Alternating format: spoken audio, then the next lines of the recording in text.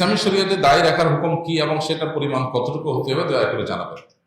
দায় রাখার ক্ষেত্রে নবী সাল্লাল্লাহু আলাইহি ওয়াসাল্লামের নির্দেশগুলো হলো একেবারেই পরিষ্কার। তিনি বলেছেন আফুল্লাহা, তোমরা দাড়িকে ছেড়ে দাও। আলফুল্লাহা, এফা, এরখা, এগুলোর অর্থ হলো ছেড়ে দেওয়া, দাড়িকে লম্বা হতে দাও।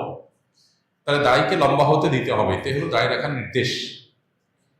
এখন কথা হলো কতদূর লম্বা হবে, কোনো সীমা আছে না সীমা ছাড়া? এটা নিয়ে দুটা মত আছে। অনেক ওলামা ইকরাম বলেন, যেমন আরবের সৌদি আরব ওলামা ইকরাম বলেন যে না, কোনো সীমা নাই, যতটুকু মন চায় ততটুকু লম্বা হবে। তবে এর বিপরীতে অন্য ওলামা ইকরাম যেমন আহনাফের মতে এক মুষ্টির পরে হলে কাটতে পারে, কাটা জরুরি না, কাটা জায়েজ আছে। এক মুষ্টির পরে, চতুর্দিকে এক মুষ্টি ধরার পর অতিরিক্ত থাকে সেটা কাটা যায়। দলিল হলো সাহাবা ইকরামের অনেকেরই আমল, বিশেষ করে সহিহ বুখারীতে আছে যে সাহাবীদের কেউ কেউ এক মুষ্টির পর অতিরিক্ত অংশ তারা কেটেছে।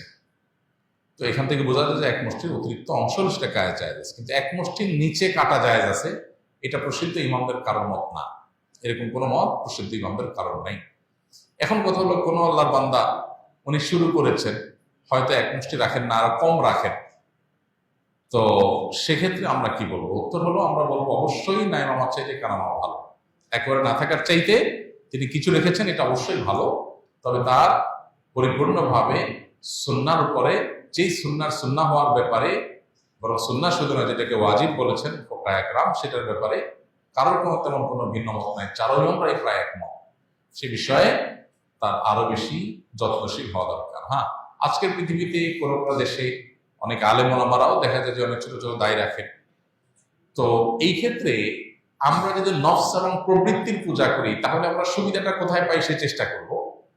আর যদি আমরা দিন মানার চেষ্টা করি, তাহলে কোরআন এবং সুন্নাহর আলোকে কোনটা অগ্রাধিকার গণ্য, কোনটা বেশিরভাগ ইমামদের মত, কোনটা সংখ্যাগরিষ্ঠ বড় ইমামদের মত, সেটাকে আমরা জানার চেষ্টা করব। এই সমস্ত জায়গায় সুবিধাবাদী মানসিকতা, এটা আমাদেরকে পরিহার করতে হবে যদি আমরা আখিরাত চাই, যদি আল্লাহর সন্তুষ্টি চাই। আর দুনিয়া চাইলে তো ভিন্ন কথা, দুনিয়া চাইলে তো আমরা যা খুশি তা করতে পারি। জুমার সালাতের জন্য দুইবার আজান কেন দেওয়া হয়? প্রথম আজান জোরে হলে দ্বিতীয় আজান আস্তে কেন দেওয়া হয়? প্রথম কথা হলো যে শরীয়তের যত আদেশ নিষেধ আছে এগুলো অকপটে মেনে নেওয়ার নাম হলো দিন। সবকিছু আমরা অকপটে মেনে নিব, সবকিছুর কেন কিন্তু এর জবাব জানাটা এটা না জরুরি না যৌক্তিক। কারণ নির্দেশদাতা যখন সৃষ্টিকর্তা, সৃষ্টি হয়ে আমি তার সবকিছুর যৌক্তিকতা ধরে ফেলতে পারবো, এটা স্বাভাবিক ব্যাপার না, বিষয় না, বরং অনেক কিছু আমার বুঝে না আসাটাই স্বাভাবিক। তবে এখানে যেটা প্রশ্ন করেছেন সেটা অবশ্য বোঝার মতো বিষয় এখানে আছে। এখানে লজিক্যাল গ্রাউন্ড পরিষ্কার, যেটা আমরা জানি সেটা হলো জুমার দুইটা আজান কেন দেওয়া হয় এবং প্রথম আজান একটু জোরে পরেরটা আস্তে কেন হয়। এর উত্তর হলো জুমার নামাজ ৫ ওয়াক্ত নামাজের মতো না।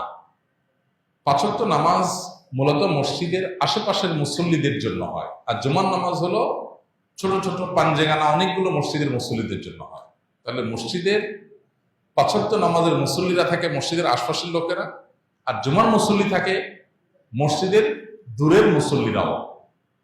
পাঞ্জেগানা যেখানে শুধু ৫ ওয়াক্ত নামাজ হয়, আজকাল তো অবশ্য সব মসজিদই জুমার নামাজ হয়ে গেছে। বাকি ইসলামের নির্দেশনা হলো একটা বড় এলাকার ছোট ছোট পাঞ্জেগানা মসজিদ থাকবে আর একটা জুমার মসজিদ থাকবে, যাতে জুমার দিন সব এলাকার মানুষ এক জায়গায় একত্র হতে পারে। এটা ইসলামের সামাজিক সৌন্দর্য। তো যেহেতু জুমার নামাজে আশেপাশের বিভিন্ন পাঞ্জেগানা মসজিদের মুসল্লিরা দূর দূরান্ত থেকে আসবে, অনেক দূর থেকে আসবে, সেই জন্য তাদের জন্য তাদের আসার সুবিধার্থেই দুইটা আজানের ব্যবস্থা। প্রথম আজানটা অনেক আগে দেওয়া হয় যাতে করে দূরের মানুষগুলো ওইটা শুনে ধীরে ধীরে আসতে আসতে নামাজের সময় হয়, নামাজের সময়ের আগে তারা আসতে পারে। আর শেষের আজানটা দেওয়া হয়, এটা হলো নামাজ শুরু করার আগের যে আজান সেটা। আর প্রথমটা হলো দূরের মানুষকে জানাবার জন্য। দূরের মানুষকে জানাবার জন্য যদি দেওয়া হয়, যেন ওটা জোরে হয়, বাইরে হয়। আর দূরের মানুষকে আহ্বান করার উদ্দেশ্য না পরের আজানে, সেজন্য এটা ছোট হয়, আসতে হয়, ভিতরে হয়। এই দুই আজান নিয়ে অনেকে বিতর্ক তোলেন।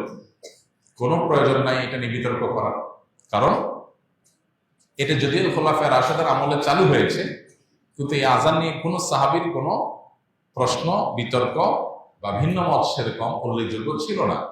সো এই ব্যাপারে বলতে পারি উম্মার ইজমা রয়েছে। অতএব এটা নিয়ে অহেতুক বিতর্ক বাড়ানোর কোনো প্রয়োজন নাই। আস-সুন্নাহ ফাউন্ডেশন, উম্মার স্বার্থে সুন্নাহর সাথে।